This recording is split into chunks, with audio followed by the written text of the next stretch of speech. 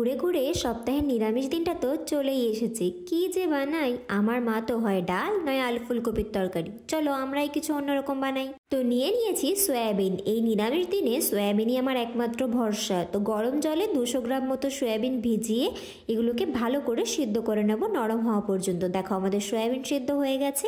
এবার এগুলো জলটা ছেঁকে নিয়েছি। দেখো কি সুন্দর সফট হয়ে গেছে প্রত্যেকটা সয়াবিন। আর আজকে আমি বানাচ্ছি সয়াবিনের কোপ্তা, তাও সম্পূর্ণ নিরামিষভাবে, একদম পেঁয়াজ রসুন ছাড়াই। তো একটা মিক্সিং জারে আমি দিয়ে দিচ্ছি সয়াবিনগুলো, পুরোটা একবারে দেবো না। প্রথমে অর্ধেকটা দিয়েছি আর তার মধ্যে দিয়ে দিয়েছি বেশ খানিকটা ধনেপাতা, কয়েক টুকরো আদা, আর দিয়েছি 2-3টে কাঁচা লঙ্কা। পরের বার যখন আবার মিক্স করব তখন আবার 2-3টে কাঁচা লঙ্কা দেবো। দিয়ে ভালো করে গ্রাইন্ড করে নিয়েছি। দেখো একদম এরকম মিহিভাবে গ্রাইন্ড করতে হবে। তারপর আরেকবারও গ্রাইন্ড করে নিয়ে পুরো সয়াবিনটা আমরা এরকম করে কিমা করে নিয়েছি। এবার দিয়ে দেবো পরিমাণ মতো নুন, দেবো 1 টেবিল স্পুন মতো ধনের গুঁড়ো, 1/2 টেবিল স্পুন গরম মশলা, আর 2.5 টেবিল চামচ দেবো বেসন। বাইন্ডিংয়ের জন্য এখানে আমি বেসন ব্যবহার করেছি, তোমরা চাইলে ময়দা বা কর্নফ্লাওয়ার ব্যবহার করতে পারো।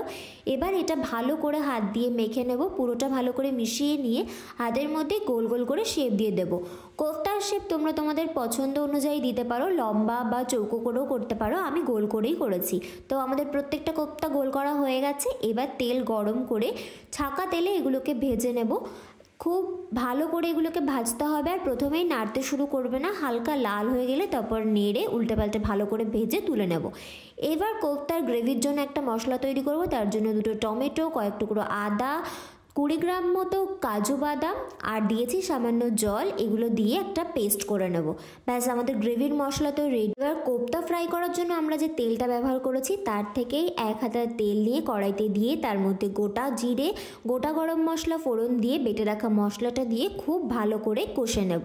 মশলাটা বেশ কিছুক্ষণ কষে তারপর দিয়ে দিয়েছি পরিমাণ মতো নুন, দিয়েছি পরিমাণ মতো হলুদ গুঁড়ো, 1/2 টিস্পুন মতো ধনের গুঁড়ো, 1/2 টিস্পুন ভাজা জিরের গুঁড়ো, আর দিয়েছি রঙের জন্য কাশ্মীরি লঙ্কার গুঁড়ো, আর এর মধ্যে দেব ঝালের জন্য কয়েকটা চেরা কাঁচা লঙ্কা।